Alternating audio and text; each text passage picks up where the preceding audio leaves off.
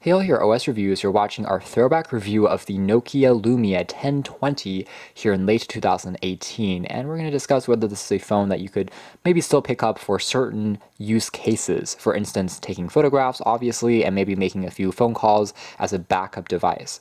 So the Lumia 1020 is a notable phone because, like the PureView 808 that came before it, it still holds the record as having one of the highest megapixel counts that you can find in a smartphone, coming in at a whopping 41 megapixels. And because most phone cameras don't have optical zoom, having a ton of megapixels means you can digitally zoom in and still not lose quite as much detail as on other handsets, making it much easier to crop along your photos.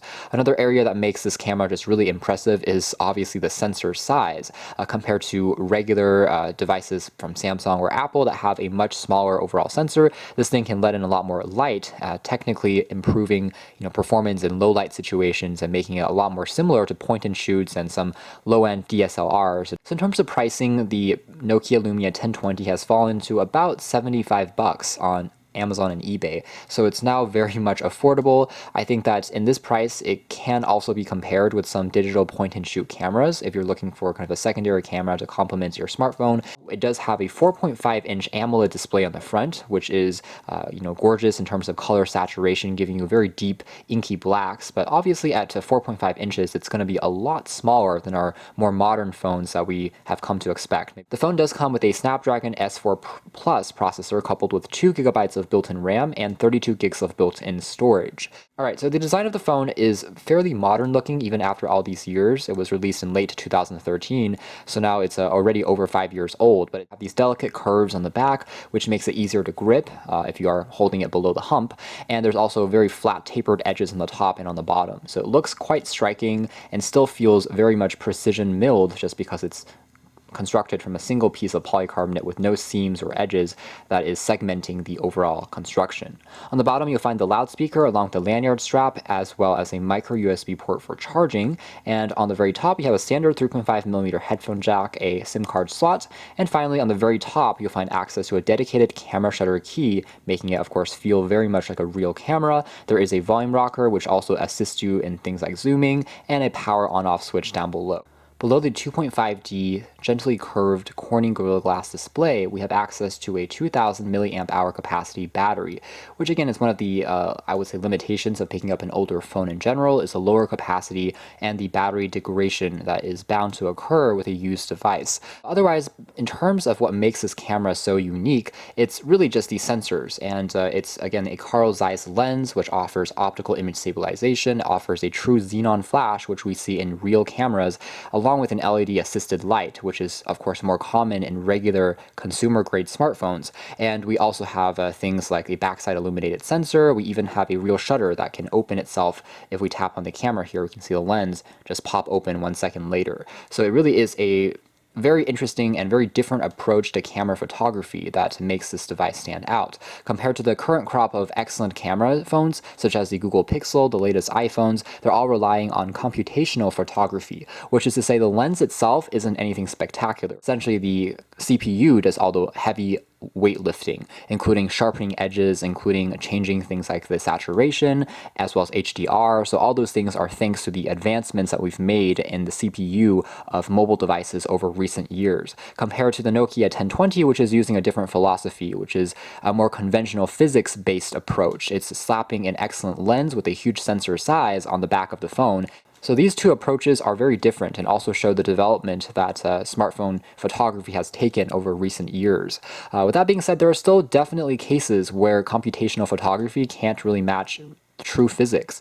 For instance, with bokeh effects, we often need, say, 2 lenses to create a sense of depth versus something like this, which creates a very natural looking bokeh just because of how large the sensor is.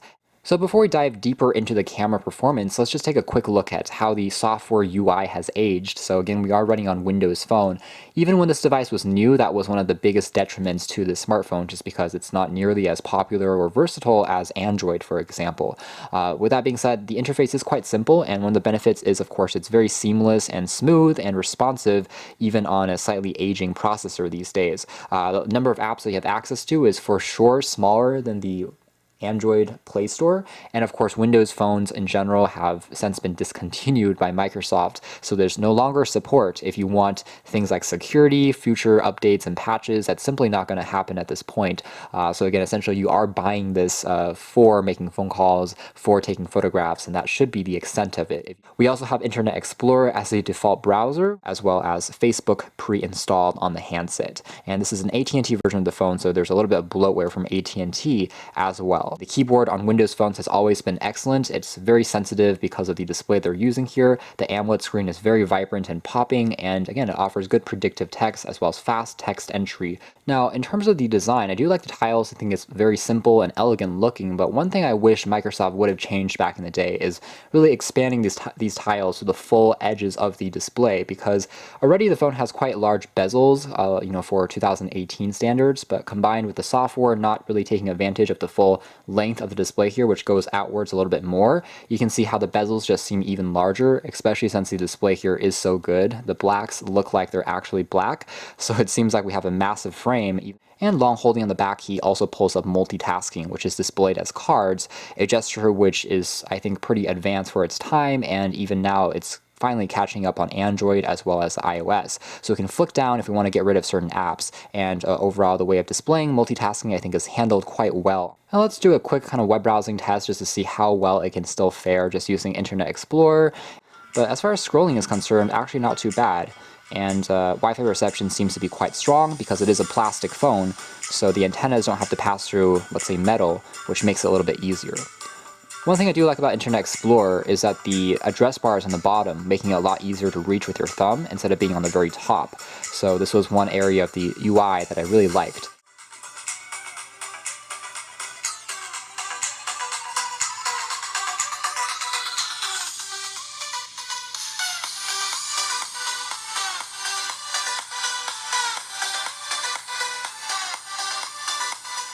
So this is the mobile version of the site, and you can tell that it's actually loaded up in respectable speed, definitely longer than on a more modern phone. Even on a Snapdragon 625, it will be a lot faster. This is probably closer in performance to a Snapdragon 400 if we had to make a comparison, so it's going to be a little bit slower to load up pages, but actually still quite functional.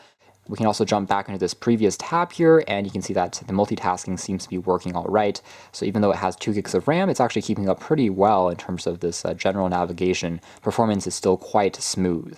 Of course, one area that is a strength for Windows phones will be productivity, because it comes bundled with the mobile versions of Office suites out of the box, and that includes Word, Excel, and PowerPoint. You can create new as well as edit previous documents on the fly. Combined with a very sensitive display, it's a great way to get some work done on the road. Alright, so finally let's just jump into the camera. Now we're going to go into this Lumia camera app to kind of revisit its interface.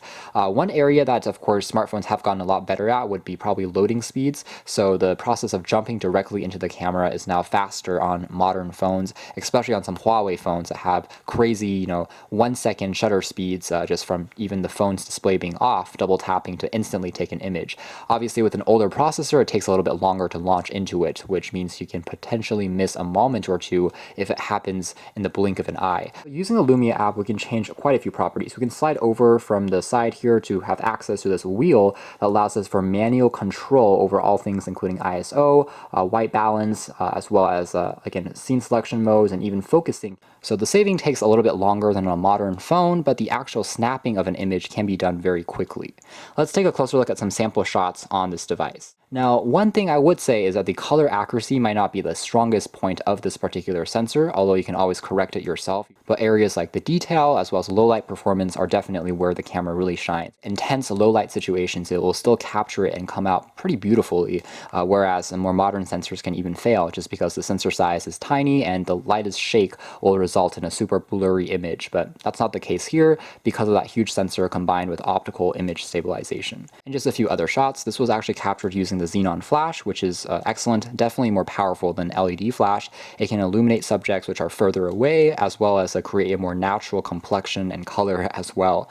This is the same shot that was captured as the sun was basically going down, so it's impressive that it still is fairly detailed. And again, it's just a very artistic looking camera that I can totally understand why many photographers and people who are interested in photography come back to this camera time and time again because it really does have this supernatural kind of bokeh effect where objects close by are sharp and then it just gradually drops out. Just super consistent in its performance. Virtually 99% of the images you take come out looking amazing, which is something I also said about the Google Pixel phones, but again, it's a more modern device, I'd say, using a very different technique. Every single shot can turn out looking pretty amazing and photogenic as a result. It does take a second sometimes for the image to snap into focus, just because the sizes can be so large if you switch into the HD preview.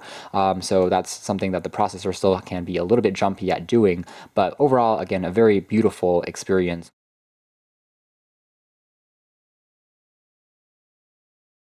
So Nokia truly were just ahead of its time when they came out with this camera. Supernatural bokehing of the background, whereas on a more modern phone, the edges would look super artificial because it's just done completely using the software. So that's more or less it as far as our revisited look at the Nokia Lumia 1020 here in 2018.